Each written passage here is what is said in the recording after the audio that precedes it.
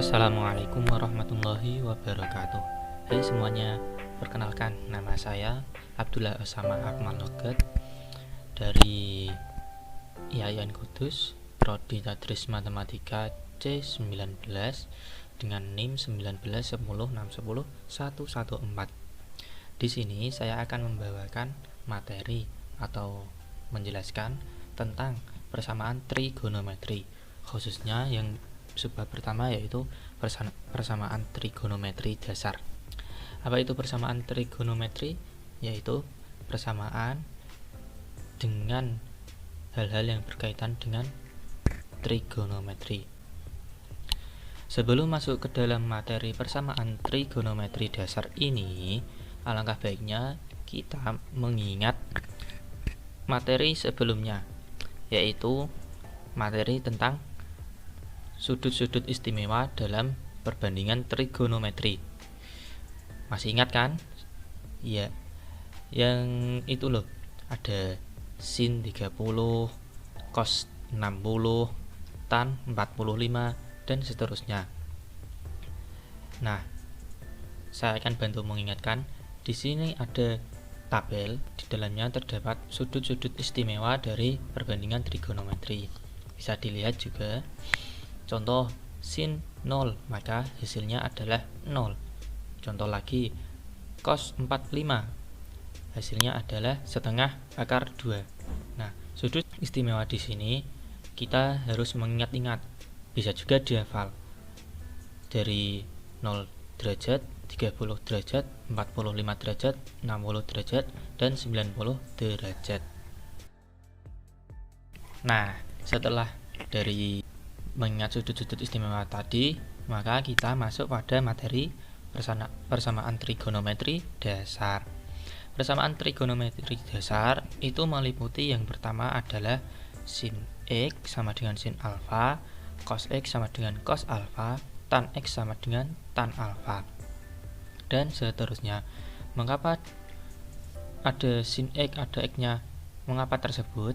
Karena pada dasarnya persamaan trigonometri dasar adalah mencari nilai X tersebut, nilai dari sin X, cos X, tan X, dan lain-lain. Selanjutnya kita bahas yang pertama, yaitu mengenai sin X sama dengan sin alfa. Untuk yang ini ada dua bentuk cara untuk mencari nilai X. Yang pertama yaitu X sama dengan alfa ditambah K dikali 360 derajat. Yang kedua, bentuk kedua, X sama dengan 180 min alfa ditambah K dikali 360 derajat. Untuk K sendiri adalah bilangan bulat. Bilangan bulat, ya kan? Bisa negatif, bisa positif nilainya. Nah, selanjutnya yang kedua yaitu mencari nilai X dari cos. Bagaimana caranya? Yaitu ada dua bentuk. Yang pertama, X sama dengan alfa ditambah K kali 360. Yang kedua, bentuk kedua yaitu X sama dengan negatif alfa ditambah K kali 360. Yang ketiga yaitu cara mencari nilai X dalam tan, yaitu rumusnya hanya satu. X sama dengan alfa ditambah K dikali 180. Untuk yang ini itu rumus yang digunakan dalam derajat. Untuk yang di samping ini digunakan dalam mencari dalam bentuk rad atau radian. Rumusnya hampir sama dengan derajat, yang beda yaitu ada simbol pi. Mengapa ada simbol pi? Karena dalam bentuk radian. Ingat, pi sama dengan 180 derajat, sehingga bentuknya hampir sama. Contoh misal yang sin X sama dengan sin alfa. Untuk ada dua bentuk rumusnya, nilai X sama dengan alfa ditambah K kali 2pi. Yang kedua, X sama dengan pi min alfa ditambah K kali 2pi, dan seterusnya. Sekarang kita akan masuk ke contoh yang pertama, yaitu tentukan HP atau himpunan penyelesaian dari sin X sama dengan sin 60 dengan interval X lebih dari 0, lebih dari sama dengan 0, dan X kurang dari sama dengan 360. Interval ini adalah batasan-batasan di mana nilai yang dihasilkan X nanti tidak kurang dari 0 dan tidak lebih dari 360. Yang pertama yaitu kita akan menggunakan bentuk yang pertama, menggunakan X sama dengan alfa ditambah K kali 360. Kita masukkan sin X sama dengan 60 ditambah K kali 360. Alfanya ini 60 ya. Sekarang kita akan mencari nilai K. Oh ya, lupa. K di sini tadi kan sudah dijelaskan. K adalah bilangan bulat. Kita coba K dengan nilai 0, maka dimasukkan sin X, maka hasilnya adalah 60 tambah 0 dikali 360. Sin X sama dengan 60. Untuk K dengan nilai 1, maka sin X sama dengan 60 ditambah 1 kali 360, sehingga dihasilkan sin X sama dengan 420. Dari kedua tersebut, yang memenuhi interval adalah yang K-nya bernilai 0, karena sin X sama dengan 60 memenuhi interval. Sedangkan yang sin X sama dengan 420 tidak memenuhi karena lebih dari 360. Lanjut, kita menggunakan bentuk yang kedua. X sama dengan 180 dikurangi alfa ditambah K kali 360. Masukkan sin X sama dengan 180 min 60 ditambah K kali 360. Sin X sama dengan 120 ditambah K kali 360. Kita cari K-nya. K dengan nilai 0, maka sin X sama dengan 120 ditambah 0 dikali 360. Hasilnya sin X sama dengan 120. Memenuhi ya. Untuk yang K dengan nilai 1, sin X sama dengan 120 ditambah 1 kali 360. Sin X sama dengan 480. 480 ini tidak memenuhi interval,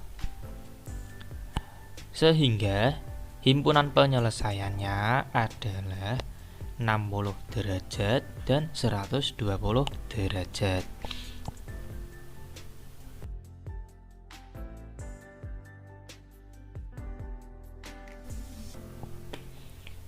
Nah, saya akan buat contoh lagi. Ini yang contoh kedua, yaitu tentukan HP himpunan penyelesaian dari cos 2X sama dengan cos 80 dengan interval X lebih dari 0 dan kurang dari 270. Untuk yang bentuk pertama, yaitu X sama dengan alfa ditambah K kali 360. Ini yang bentuk pertama dari nilai dari cos ya. Untuk mencari nilai X dari cos, maka dimasukkan cos 2X sama dengan 80 ditambah K kali 360. Kenapa kok cos 2X tidak cos X seperti yang awal tadi? Karena ini mengikuti rumus. Mengikuti soal. Jadi cos 2X sama dengan 80 ditambah K kali 360. Kita sederhanakan menjadi cos X sama dengan 40 ditambah K dikali 180. Kita masukkan nilai K-nya. K dengan nilai 0. Cos X sama dengan 40 ditambah 0 kali 180. Cos X sama dengan 40. Nah, yang ini memenuhi. Untuk yang K sama dengan 1. Cos X sama dengan 40 ditambah 1 kali 180. Sehingga cos X sama dengan 220. Nilai dari X ini juga memenuhi.